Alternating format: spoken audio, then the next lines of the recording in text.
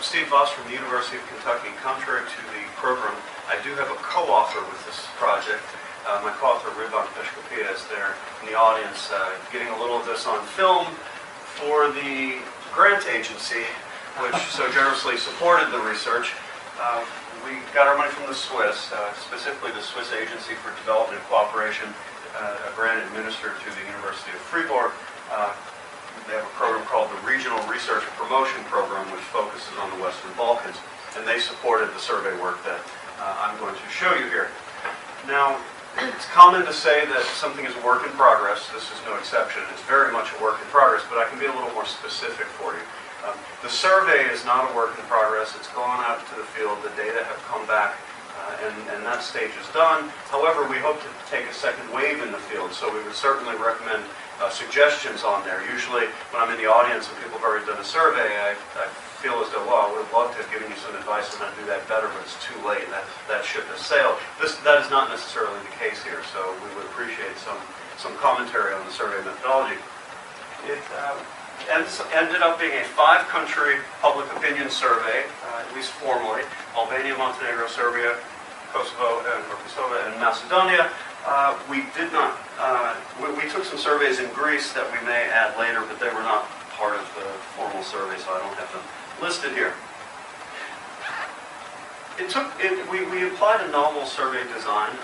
We started out with a stratification within each country, in which we tried to have our interviews not selected for randomization, not selected for representativeness, but in a non-probability way to try to stratify across types of communities.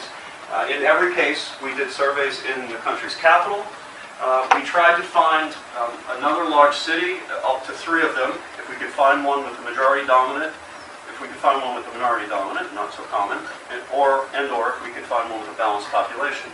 You can't always get them in each country, but when we could. We tried the same breakdown by towns, smaller towns when we could, and even more rural village populations, again, when we could identify them. The final stratification was whether they're exposed to smuggling, whether they're part of the Balkan route where migrants customarily pass versus communities that were more insulated. There's not so many of those in some of these countries.